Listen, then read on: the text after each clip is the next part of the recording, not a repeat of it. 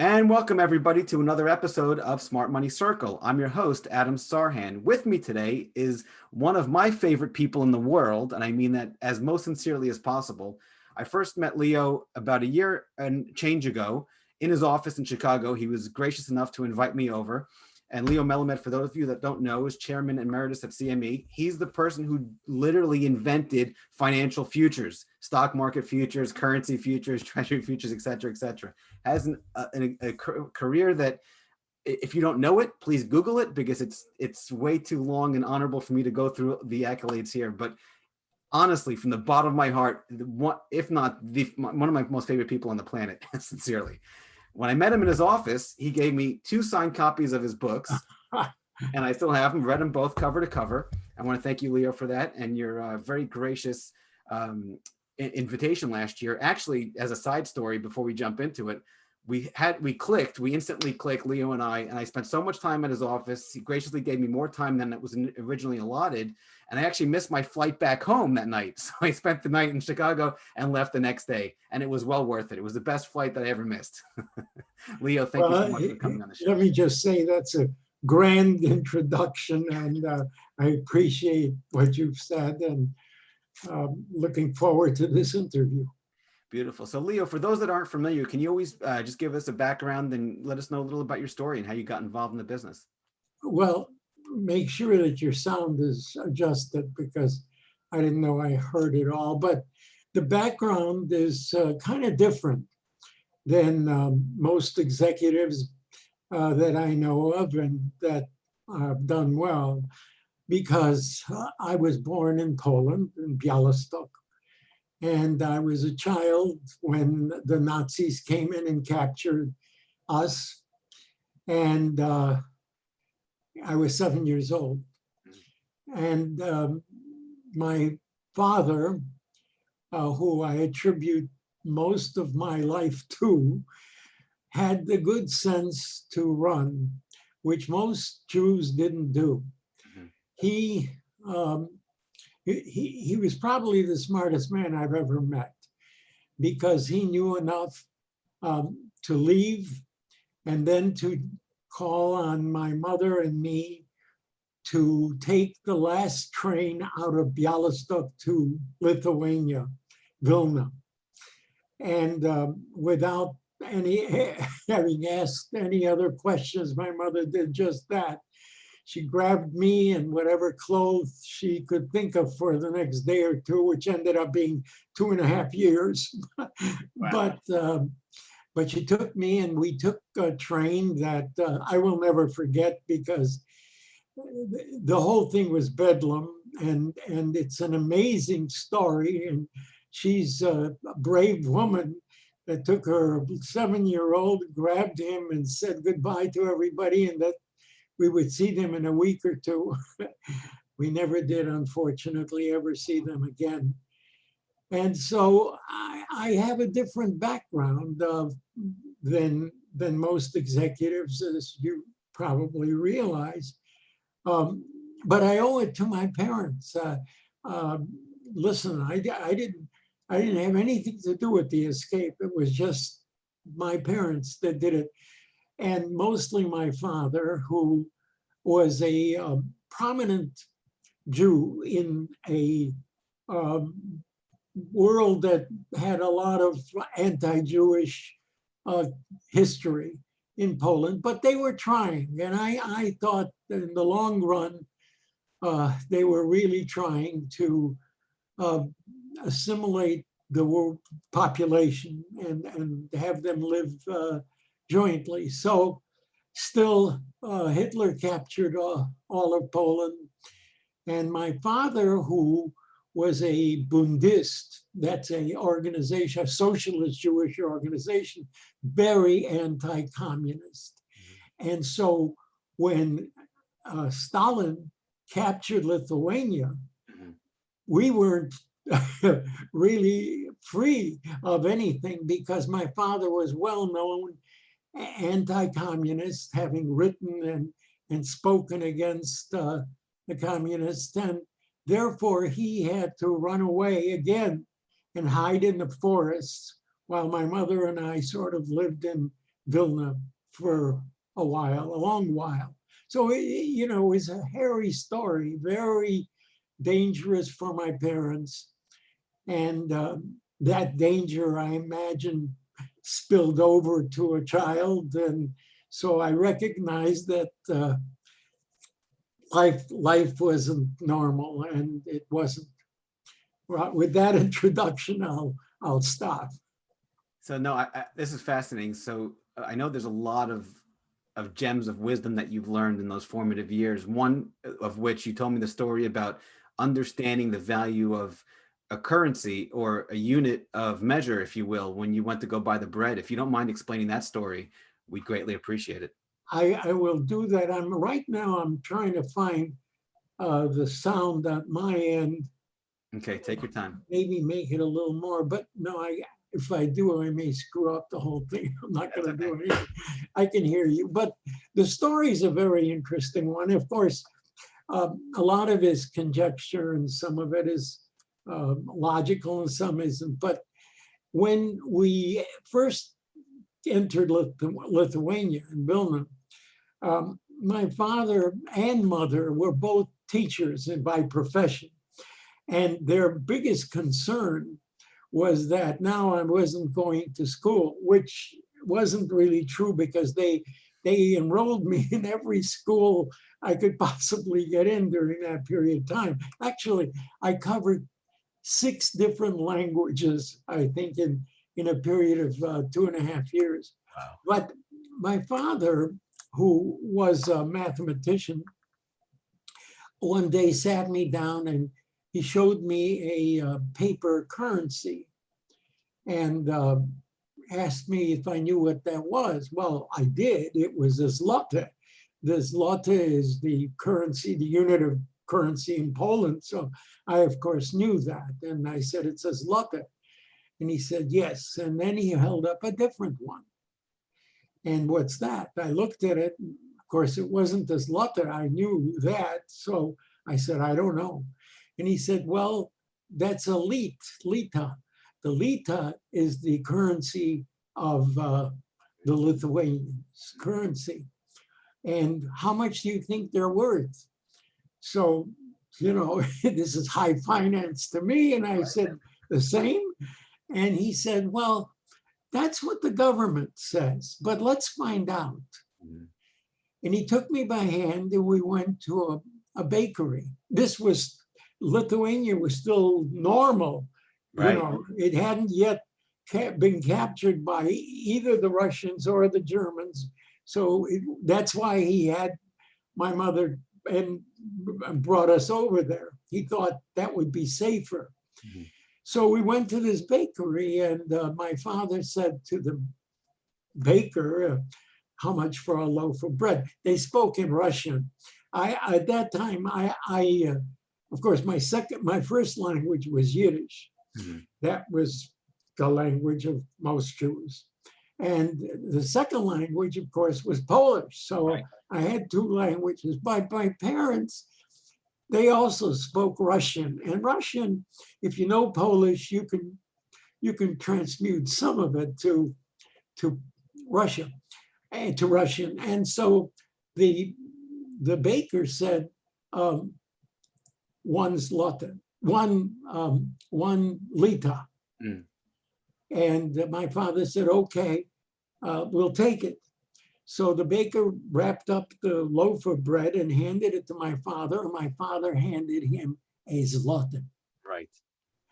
And the baker shook his head and says, no, 2 zlotys, 1 lita, 2 zlotys. Wow, what a lesson in currency.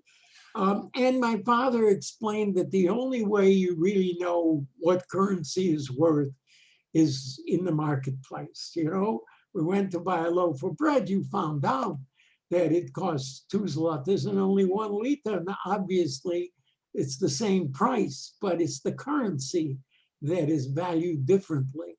Right. Well, that lesson resonated, of course, with me and stayed with me for the next 30 years. Only my father made sure that it meant something, because When the Russians took over Lithuania and everything changed to ruble, he did the same thing. And it turned out that a ruble wasn't worth very much. And so you needed 10 rubles for 1 lita, and 20 zlotys. But again, that lesson resonated. And he did that again later on in our escape. We ended up in Japan, which is a story in itself. And in Japan, of course, the yen was compared to the dollar was 50 to 1. Wow. So $1 was worth something like 50 yen. So obviously based on, as my father said, it's what value it really represents that you could buy in the marketplace. And I gotta tell you, that lesson stayed with me. And you were what, 30 years. 8 years old at the time? I was then just 7, yes. 7, wow. So tell us the rest of the story. After Lithuania, you said you went to Japan and then ultimately Chicago. Can you talk us through a little bit of that journey? Well, that was an amazing journey anyway, because everyone knew that the war would take Lithuania home. And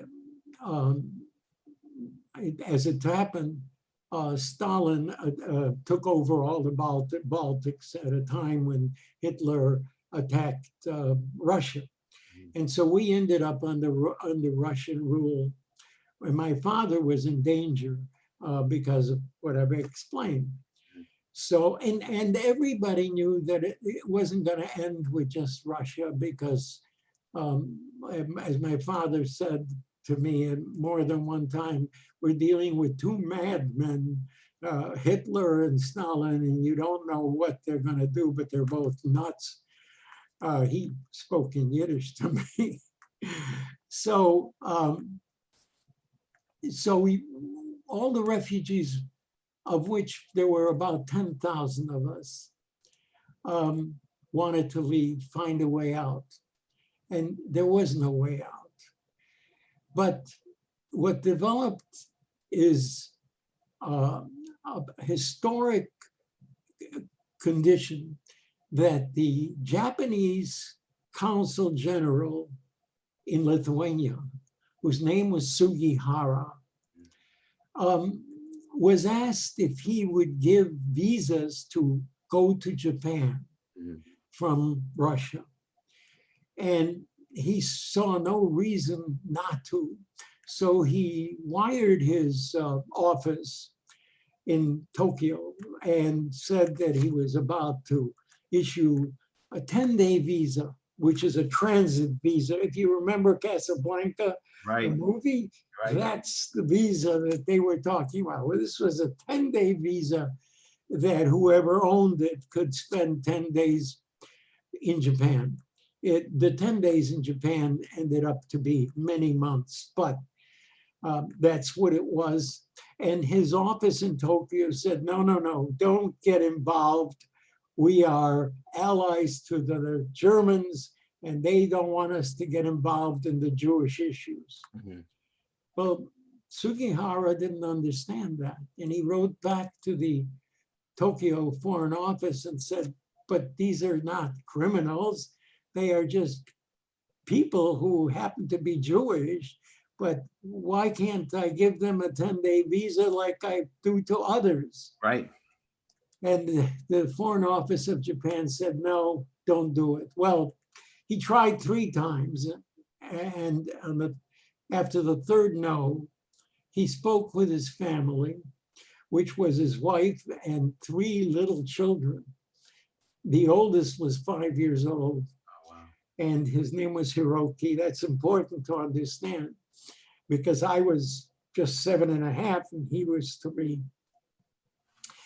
And he told his wife, and these are famous words, that if he listened to the orders of his government, he would be violating the orders of his God.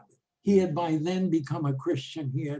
He had given up Buddhism in favor of Christianity. And she agreed with him. Mhm. And he started to give the visas out, and we got one. So he saved something on the order, because one visa was good for the family. So in our case, one visa was 3 people. And so the count of all the visas that he gave out amounted to over 6,000 people that Wow. he's saved. So Wow. you talk about Schindler, who saved a dozen or two.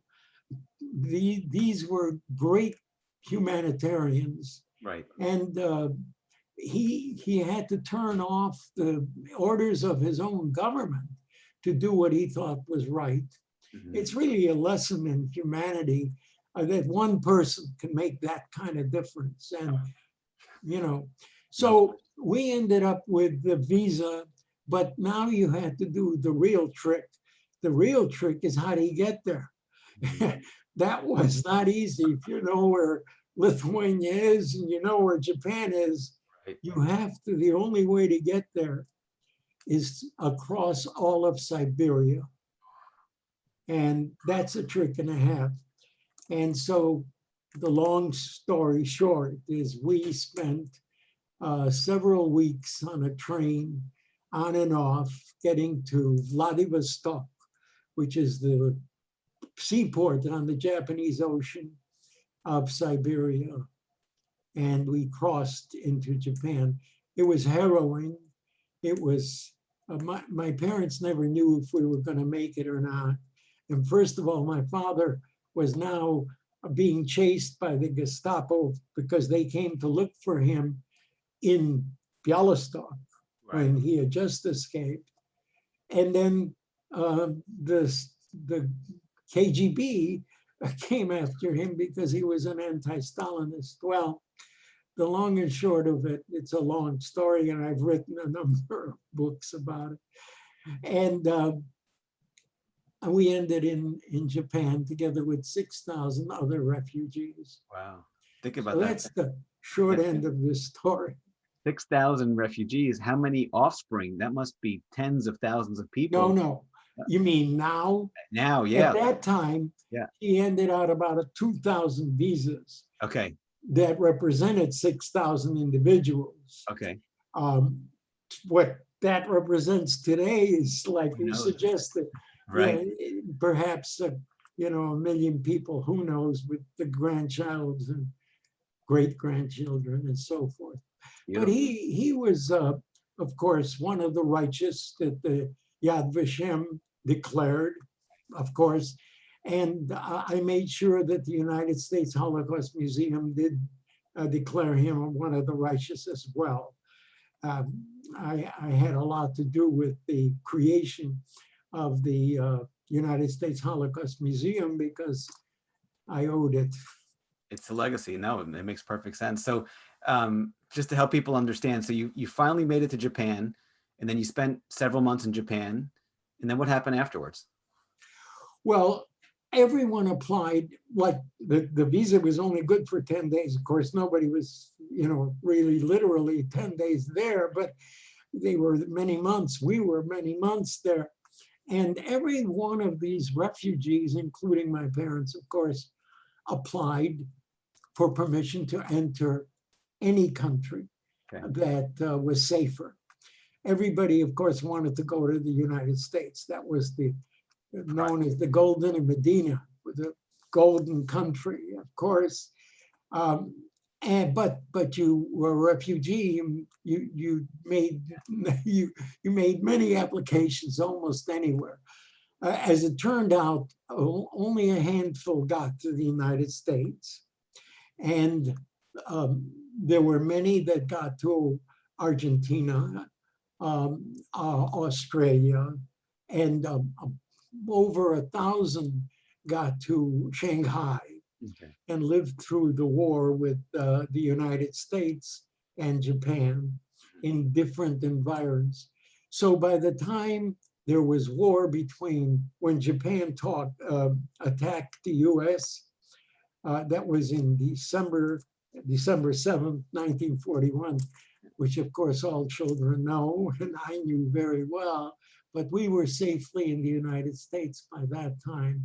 Got it. We were among 250 visas that were granted permission to get into this country.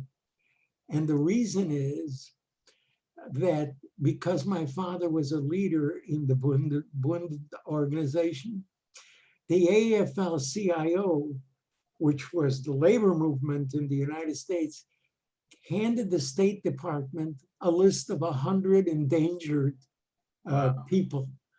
And my father's name was on that list.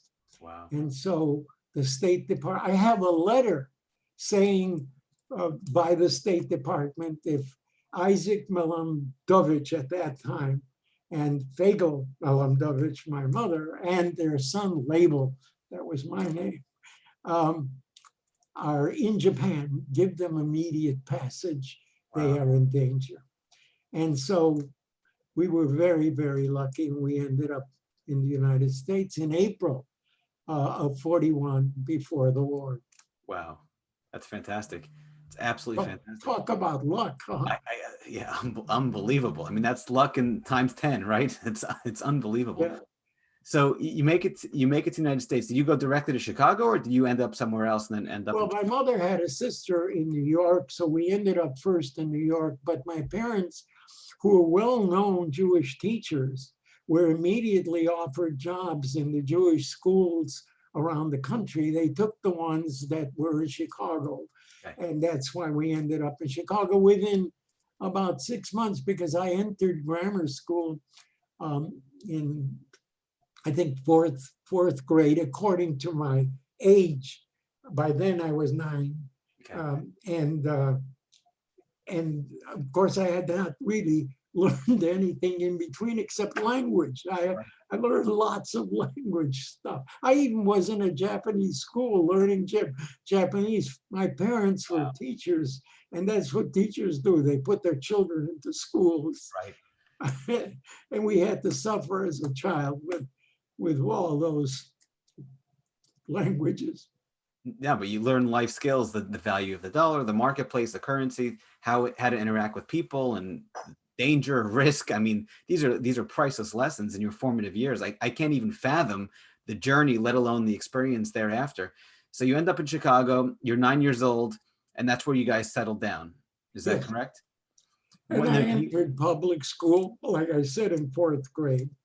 By then, I had a knack for languages, I must admit, because I very quickly learned English and had no accent. Wow. So I was really, at first there was an accent, of course, there always is. But by the time I graduated grammar school, you couldn't find an accent. Wow. And that made it easier to assimilate. And although my first few years were difficult, because I had never seen a baseball or a bat. And if you couldn't play baseball, boy, are you something else? Right. So I had a difficult time learning how to play baseball and embracing the culture of America, which I guess I did pretty well. By the time I got to high school, I refused to tell anybody my story. So that nobody even knew. I became president of the class and nobody knew I was a foreigner. Wow. Yeah. Wow. That's amazing, Leo. Wow. So you excelled naturally at education, and you finished high school. You went to law school afterwards. Is that correct? Yes. Why law school? Because I have a similar situation. And then follow up after law school. How'd you end up at the CME and trading? If you could speak to that whole transition. Oh, that story is rather well known because it was an accident. It was an accident.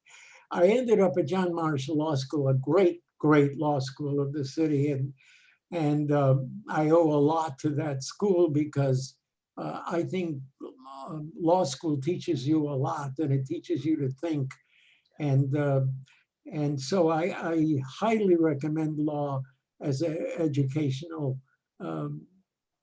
place to end up. Anyway, I was looking for a job that would fit my school hours. My first classes were at 2 in the afternoon for the semester.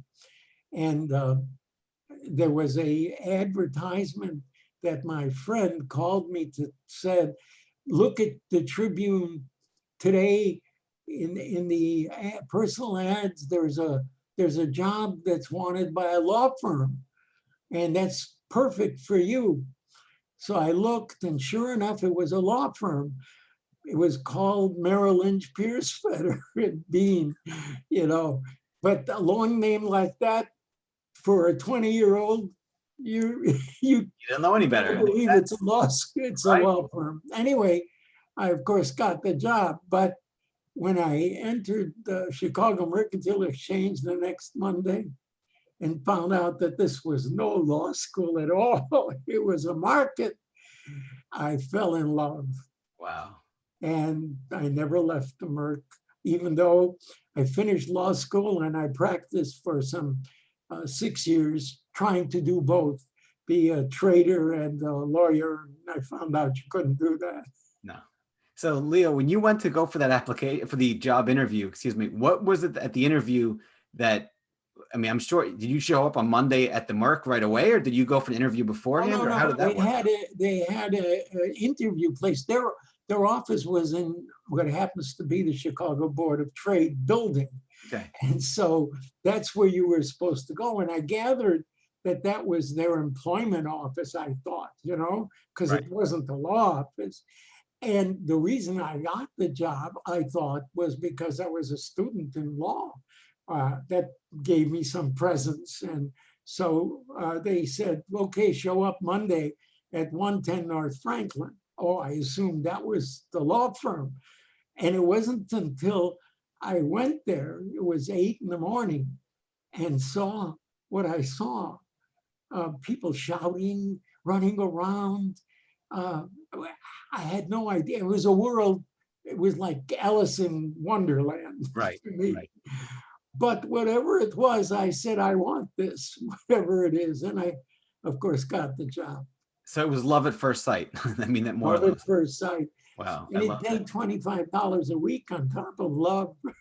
Wow. Yeah, That's awesome. So what was your actual job on the floor? What did you I what was did a you do? runner. That's the Runner. lowest rung you can have in the markets. A runner means you take orders from the broker desk, run them into the pit where you hand them to your broker Mhm. so that he can execute the order. And then you take the executed order and run it back to the desk. And that's reported back to for wherever it came.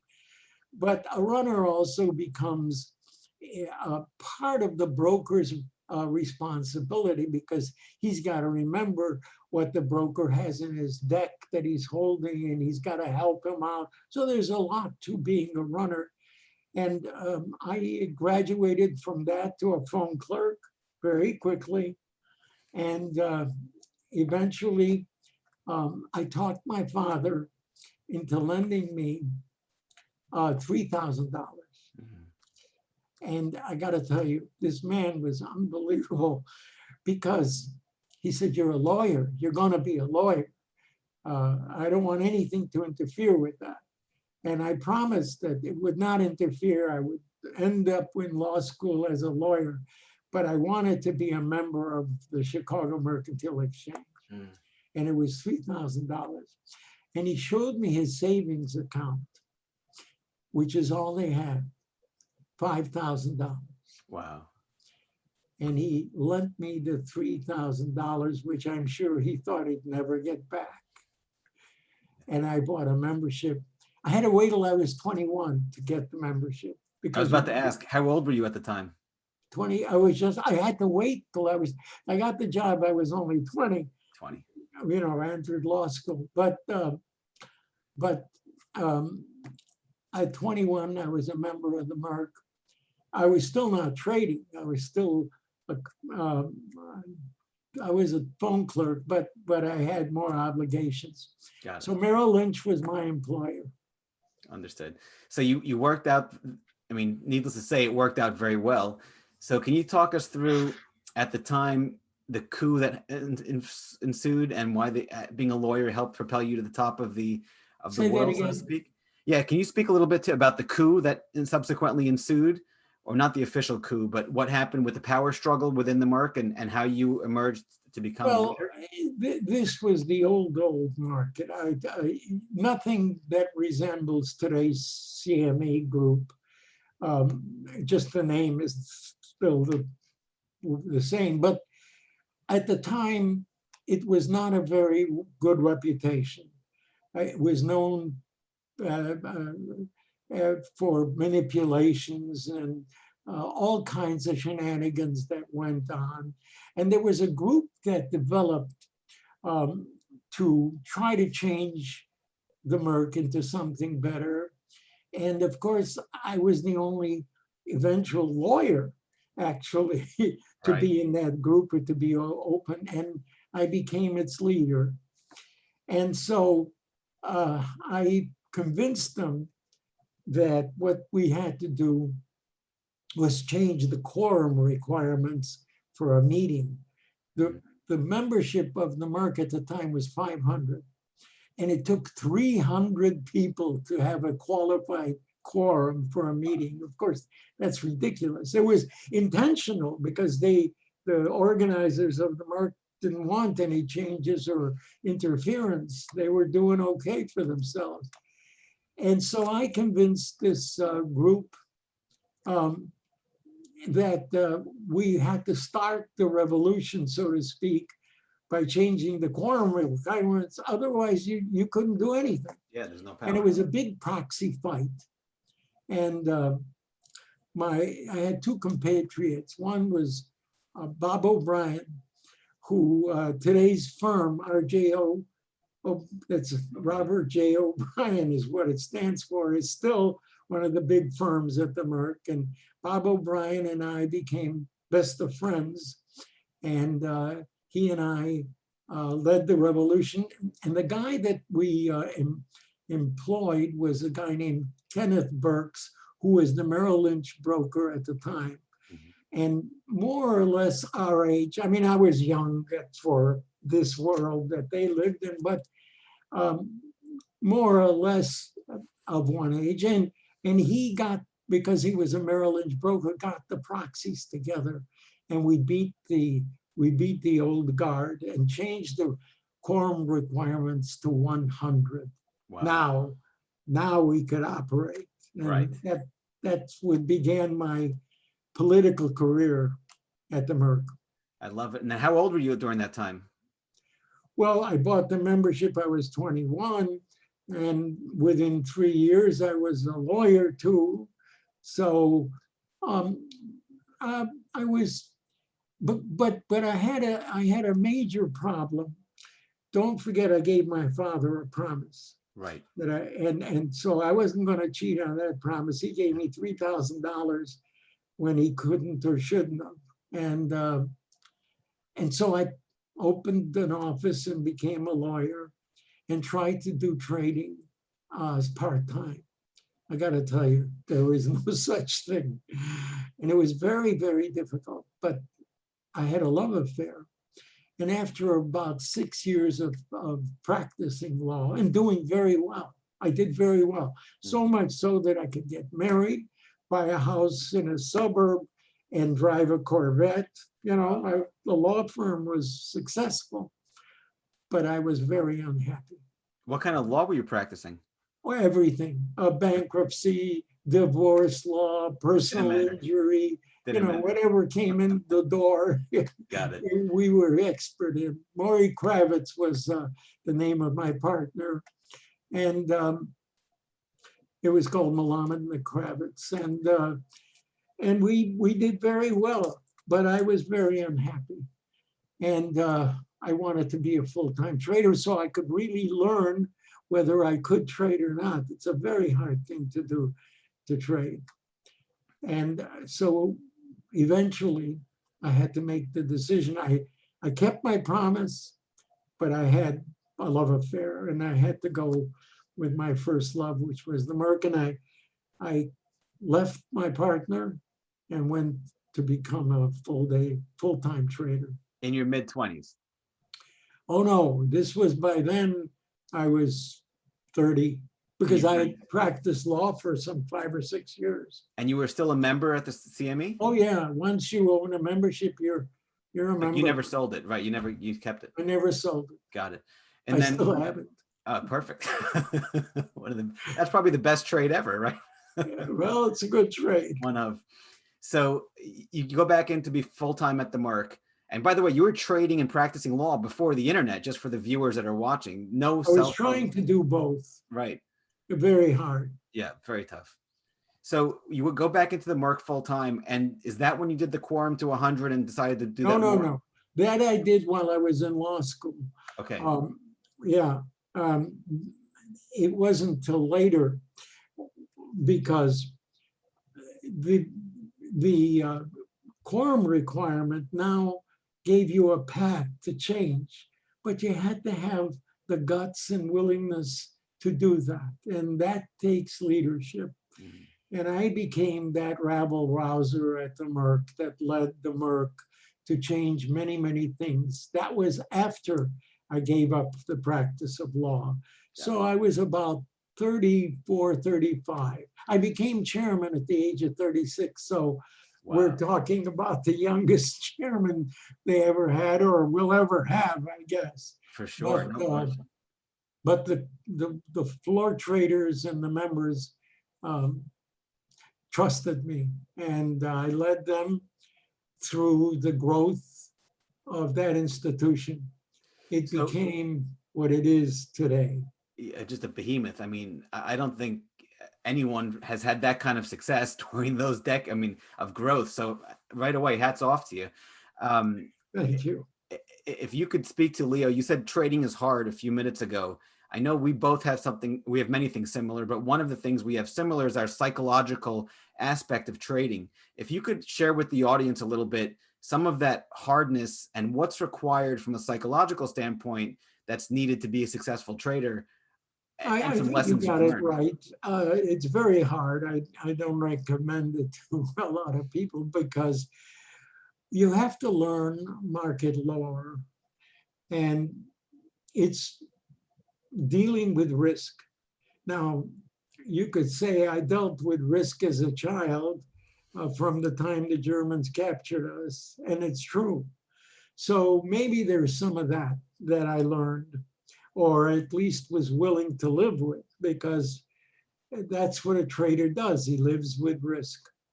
But that's what the market is. Right. And I didn't know economics except from the books. I read everything I could. Once I became chairman of the exchange, I became a pseudo-economist, My hero was Milton Friedman, the greatest economist of the 20th century, I think. And I got to be his friend, actually. And it was another sort of love affair in free market idealism, because I could put to practice what my father taught me as a child, that the marketplace is the truth. Right. The marketplace tells the truth.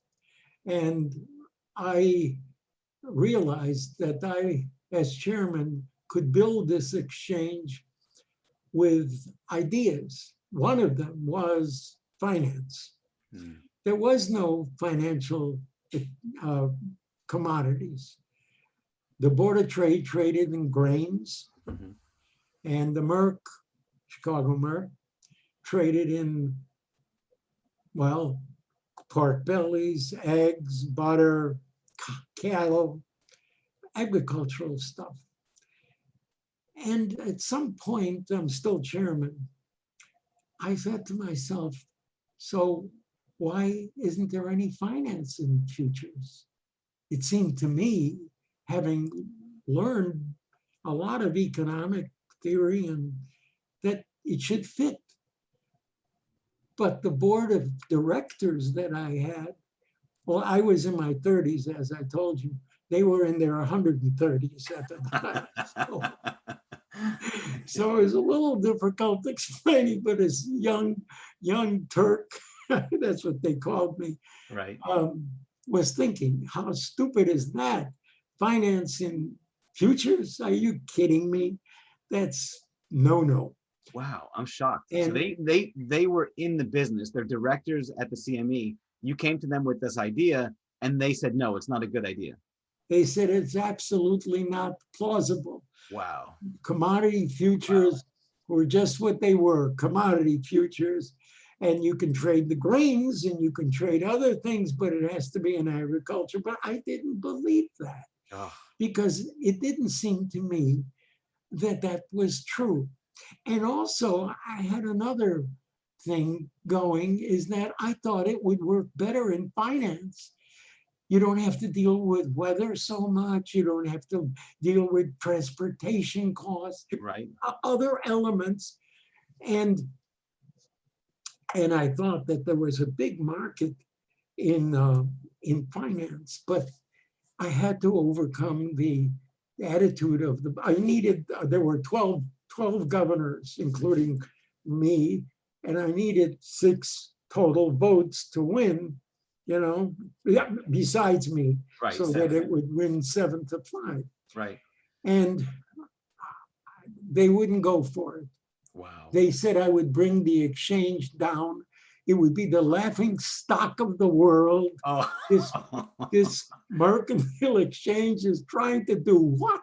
Wow. Trade and finance? That's ridiculous.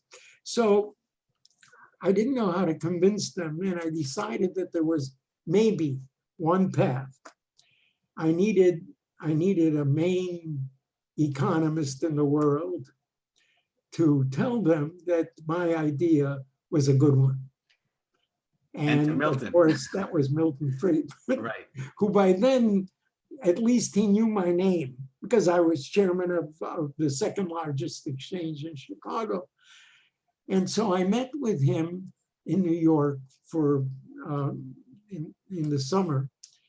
And I said to him, don't laugh at me, please. Remember, I am this young Turk. Right. He is near God. I feel that way right now. So I understand. It was certainly true Understood. about me. And so I was scared to death because if he said no, there goes my idea. Right. But if he said yes, then maybe I could convince our board. So I said to him, don't laugh, but I am thinking about starting a futures market in foreign currency. I thought that was the best financial instrument to work. And he said, oh my God, that's a wonderful idea. And I almost fainted because he didn't hesitate. He said, oh, what a wonderful idea. He understood it. And I said, nobody's going to believe that you said that. And he said, just tell him I agree. It's a great idea. Right. I said, no, you don't understand. I need it in writing. Oh, he laughed. Oh, he said, you want a feasibility study on currencies as a futures market? I said, exactly. And he said to me, these were his exact words. Well, besides being a professor at the University of Chicago, I'm also a capitalist. I got it. I said, how much would it cost to write a feasibility study? And he said, oh, about $5,000. I said, done. Filled. That's a lot of money. Filled, yep. 1971. Wow. And $5,000. I think a professor at the U of C at the time may have been getting maybe $25,000, something in that order. Remember with ball players with the contracts, yeah. Oh, it froze for a second.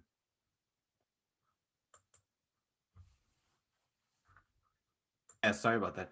So yeah, with ball players, and then it cut out.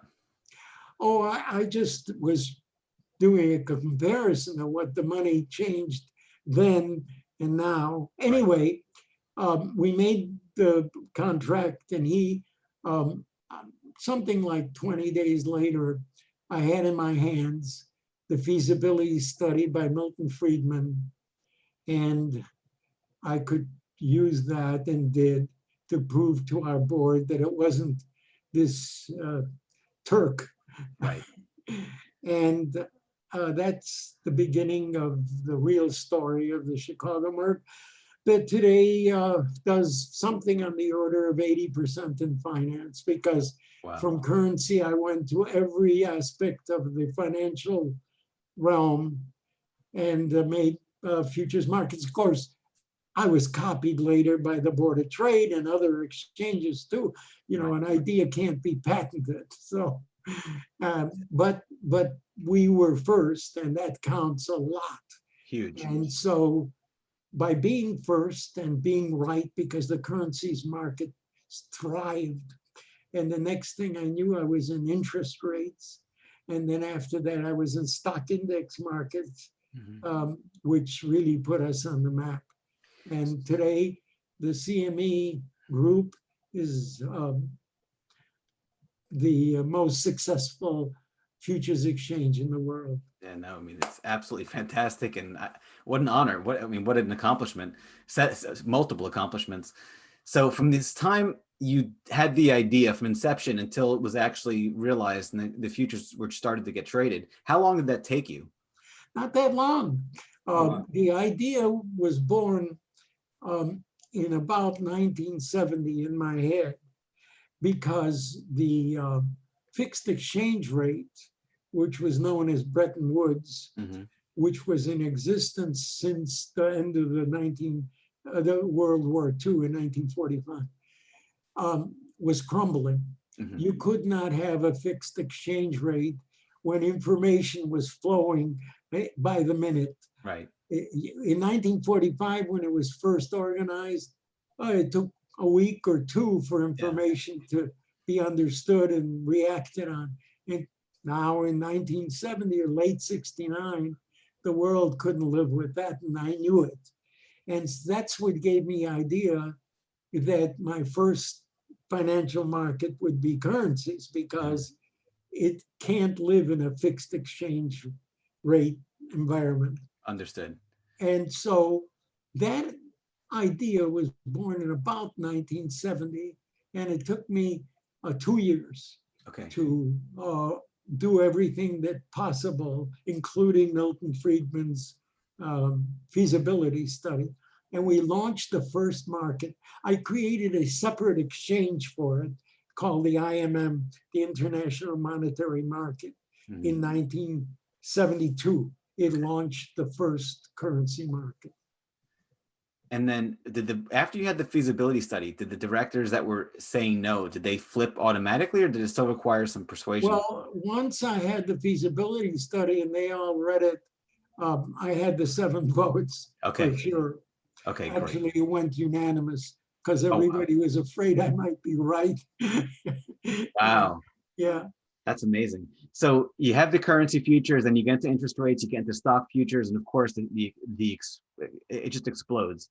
The whole world it catches fire. Love at first sight. They fell in love with your idea. I love that.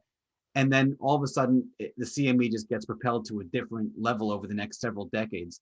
So my question becomes, I know you have another book coming out, and I want to thank you so much for time, and I want to be respectful of time also.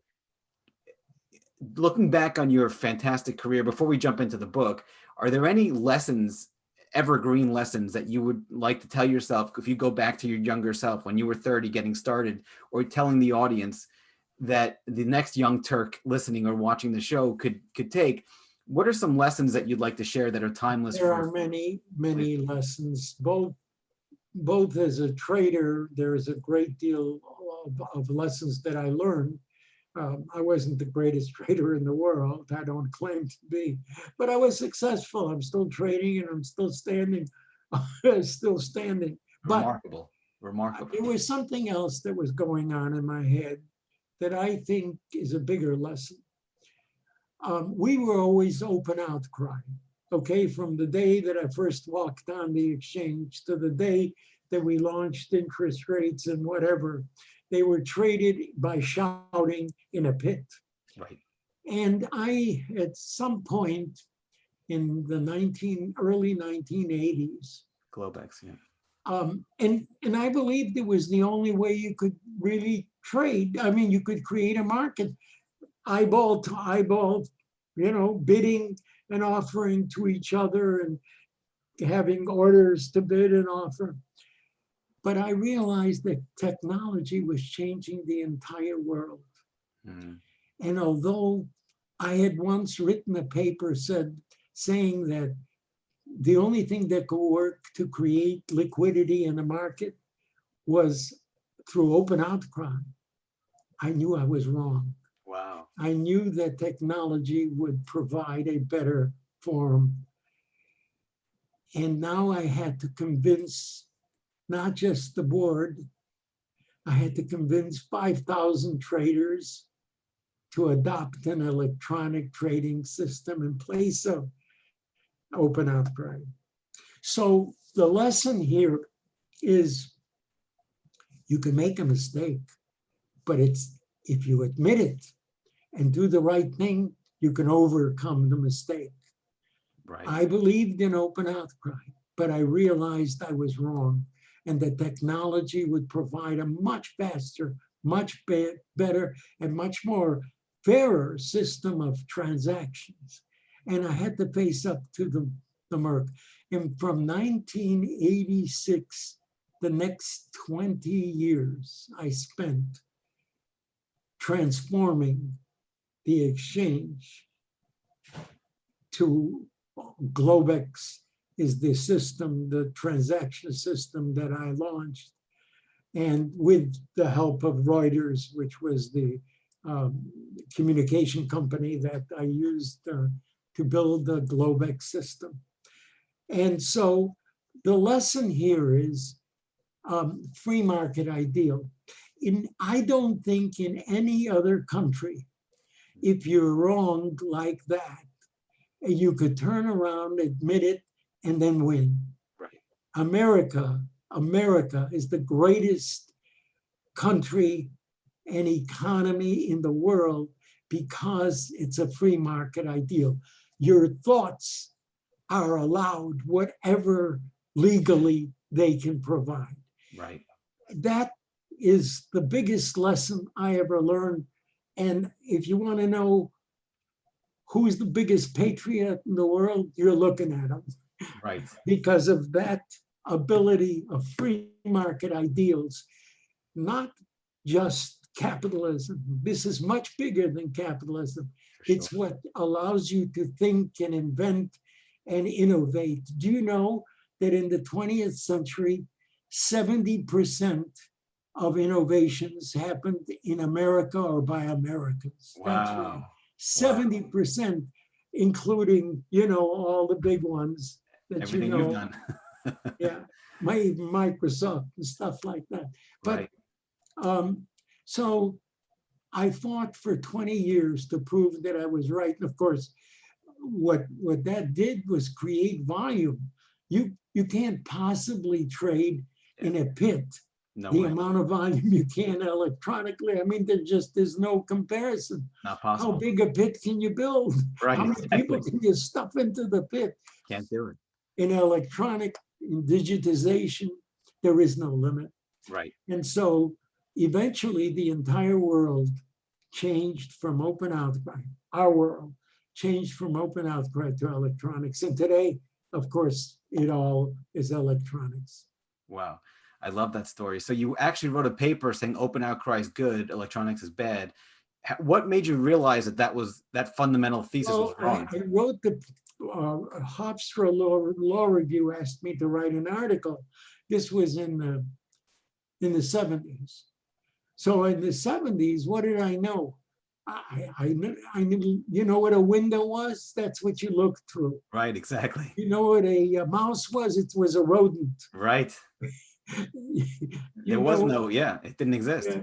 So 10 years later, Bill Gates was getting out of Harvard. Mhm. He left actually, and he realized in his mind anyway what came about as Microsoft. I used the same logic to say that we've got to change our way from open outcry to electronic trade in order to be able to compete with what I was sure the whole world would follow. Got And it. it did, it did. It did. And so it took a lot. It was harder to convince. I had no Milton Friedman to convince the crowd. It had to be just me. And it was, I had death threats Did you because really? I was going to take away the jobs of brokers. You Wow. understand, electronic trade means you don't need a broker. It's You're just wiped out. push a button and it creates the trade transaction. Right. But I said to them, what do you want to succeed as an exchange or as an individual and die later as a lost exchange? Right. And of course, it wasn't easy. So a lot of them were very much my enemy. And I had to overcome that. That, as I say, took about 20 years. Wow.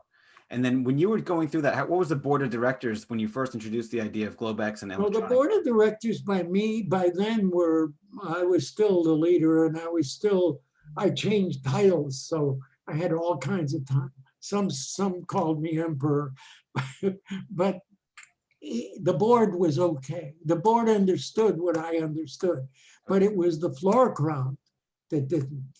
Got it. Yeah, because Got this was their life. This was their job. Yeah, understood. I mean, if that's Yeah. all they know. I think it was Henry Ford had told people, Steve Jobs mentioned this, but Henry Ford said, if I ask my customers what they want, they're going to say a faster horse and buggy. So the power to anticipate what people really need and what they're going to want is where the visionary side of it comes from. And you definitely have that. Well, I had that. I was for a lot of the time alone, pretty much, because open outcry was so entrenched. We're talking about 1,000 years. Right. This is the way transactions are made. And liquidity happens because I can see you and I hear you, and I either believe you or I don't. Yeah. Yes. Right. Yeah. And here we are. Globex was officially born in 1992, Okay. but didn't really work because you needed the brokers and the traders to agree to use it. Right. And that took a lot of time. In the early 20s, we were already predominantly using Globex, not fully, but predominantly, and it was working. And the world saw what we had done and followed us, so that all the exchanges in the world adopted electronic systems. Got it. Now, was there anybody in the future space that did it before you, or were you the first person? No. There wasn't. The idea was tried by a Bermuda exchange called Intex. Okay. And they wanted it, but I told them later that I knew that if your idea was a good one, it would need a real exchange to embrace it. That until that happened, it couldn't happen. So no, I wasn't the first with that idea. In fact, in the securities world, they were testing electronics also. So I wasn't alone in that. I was alone in transforming us to the electronic world, yes, but not alone in the idea. It felt like alone. Right. Excuse me. Take your time. So that makes perfect sense. So the lessons or timeless lessons there, I mean, you've given a lot, but when you're wrong, quickly admit it and then do something to change it. Well, admit it. I don't know how quickly you have to, but you have to before you are found out to be wrong, and then it's harder. But the lesson, well, the big lesson is that in the free market ideal, you live with the process of thought free. Right. And you can invent, your ideas can be tested. And I just believe that if you fail in another country, you aren't given a second chance. Understood. But in our world, excuse me, in the United States, you're given a second chance and sometimes a third and fourth chance. Right. No, it's And that's fantastic. because we live that ideal. No, it makes perfect sense. So from a mistake standpoint, that's a timeless lessons. What are some timeless mistakes you've seen people make over the years, and how do you avoid them? I would say again, I'm sorry. Timeless mistakes. What are some timeless mistakes you've seen people make over the years, whether they're trading mistakes or business mistakes? Well, you could see there are many businesses that don't exist anymore that were hugely successful. You know, I could name many that, you know, take Kodak, for instance. Right. I don't know if your age, but at my age, yeah, you took pictures with a Kodak. In fact, without Kodak, nothing worked. Right. And of course, we now have an iPhone that takes better pictures, than Kodak. So Kodak's, using them as an example, missed the boat. Right. They owned photography and didn't realize that when you digitized, you could do something without a camera, Right. or the process could be put on an iPhone. Mhm. And now Kodak isn't the only, Xerox is still a way to use copying, but believe me, it's a lot faster to send an email with the copy than it is through Xerox. So again, Xerox was first. In fact, they invented the word for copying, didn't they? Right. Right. But they didn't do enough.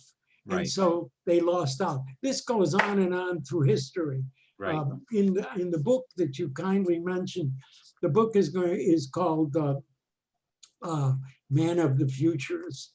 And in it, I, of course, tell this story and how important it is to not allow status quo to close your mind. Status quo is what leads the world, but you have to sometimes fight it and you have to beat it. And if you don't, you're going to lose out. And so I learned to let the ideas lead me to wherever they lead, as long as it's legal and so forth. And many, many companies failed because they didn't follow. You remember Motorola? Right. My God, it was the way you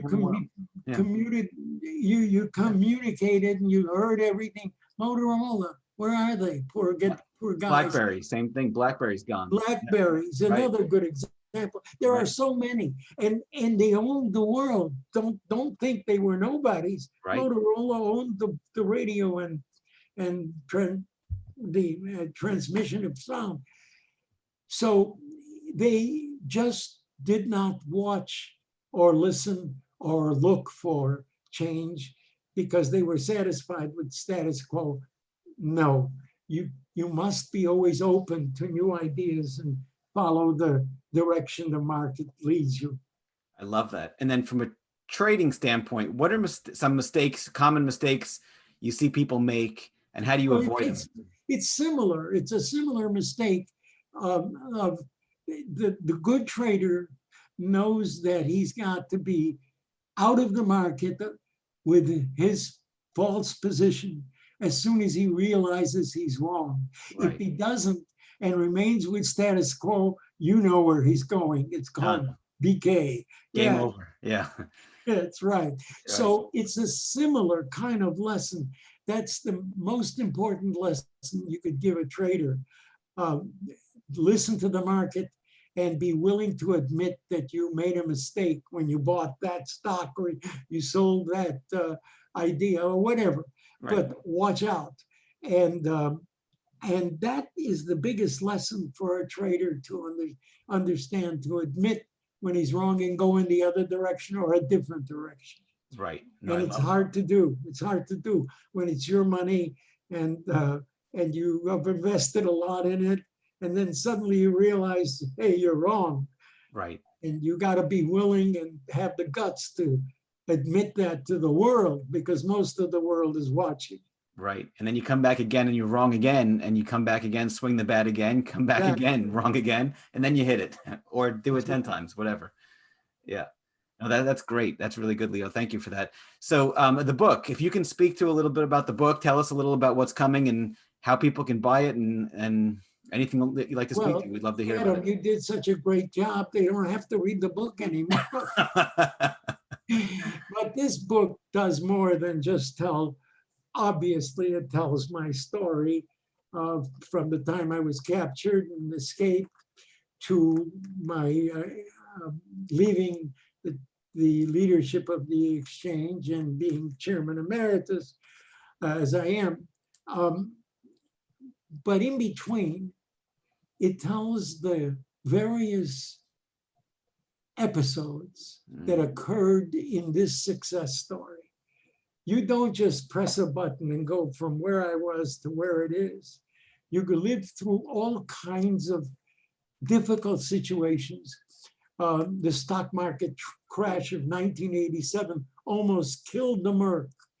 If I hadn't been there to save the Merc, there would be no Merc, because the world blamed futures for the crash. Right. And if that was the truth, we were dead. But it wasn't the truth. And I proved that to Congress, and I proved that to the world, that it wasn't us that did that.